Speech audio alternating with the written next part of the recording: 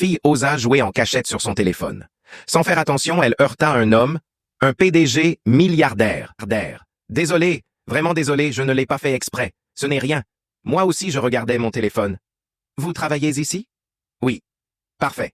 Je suis le PDG du groupe Yunhai. J'ai rendez-vous avec votre directeur Wu et le directeur Chen. Elle se souvint alors, c'était le célèbre président Zhao.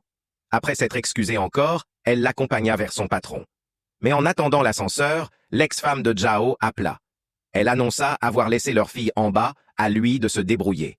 Furieux, Zhao traita cette femme d'impudente, puis courut vers le rez-de-chaussée. « Merci, papa. Je dois monter régler un dossier très important. Tu attends ici? »« D'accord, papa. Mademoiselle? »« Oh. Je m'appelle Lu Kenning. Mademoiselle Lu, puis-je vous demander de surveiller ma fille un moment? »« Oh oui, pas de souci. Je resterai avec elle.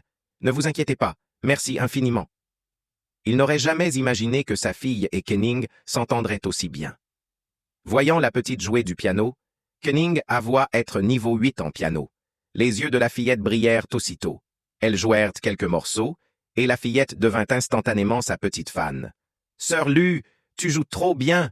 Mieux que tous mes professeurs. Je suis professionnel, voyons. » C'est alors que Zhao revint de sa réunion. Reconnaissant, il la remercia pour avoir veillé sur sa fille. Après son départ, la petite s'exclama « Papa, je l'adore cette grande sœur. Elle joue 1000 fois mieux que mes profs. On dirait que vous vous entendez très bien. C'est la plus patiente de toutes les grandes sœurs du monde. » Ces paroles firent naître une grande sympathie dans le cœur de Zhao.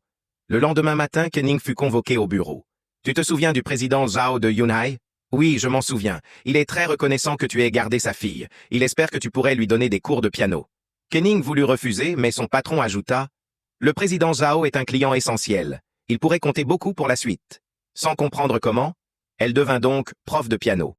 Le premier jour, Zhao et sa fille furent ravis. « Professeur Su, cet enfant est un peu difficile. Si vous trouvez la relation agréable, on continue la semaine prochaine? »« Très bien, à la semaine prochaine. Dis au revoir à la professeure. Bye bye. » Elle l'ignorait encore, mais leur destin venait de commencer. Le lendemain matin, « Bonjour, les animaux sont interdits dans notre immeuble. Nouvelle ici? Oui, je vois. » La femme la dévisagea avec mépris et voulut passer de force. Elle attrapa les cheveux de Kenning et la cogna presque contre le comptoir. Heureusement, des collègues accoururent. « Vous n'êtes pas la sœur de notre directeur Wu? »« Si, je suis la belle-sœur du patron. Cette petite réceptionniste ose me bloquer. Moi et mon chien. Écartez-vous, sinon je vous fais virer. Un vrai poisson fumant. » Mais comme c'était la famille du patron, personne n'osait parler. Kenning était sur le point d'être forcé à s'agenouiller quand soudain, le président Zhao apparut. Faire s'excuser quelqu'un devant un chien? Vous vous prenez pour qui? Et vous, vous êtes qui? Je suis votre client. Président Zheng, vous et moi, on a une relation, non? Pas comme avec elle. Réalisant que Zhao n'était pas n'importe qui, elle devint immédiatement docile. Juste au moment où le patron arriva. « Beau-frère, tais-toi. Tout ceci appartient à ma société. À chaque fois que je viens ici, je suis choqué. La dernière fois, agréablement cette fois. Vraiment choqué. Président Zhao, ce doit être un malentendu. Des excuses. Pardon? Vous allez présenter vos excuses à mademoiselle Lu. » Ainsi, grâce à Zhao, Kenning retrouva sa dignité. Même la harpie dut s'incliner et s'excuser.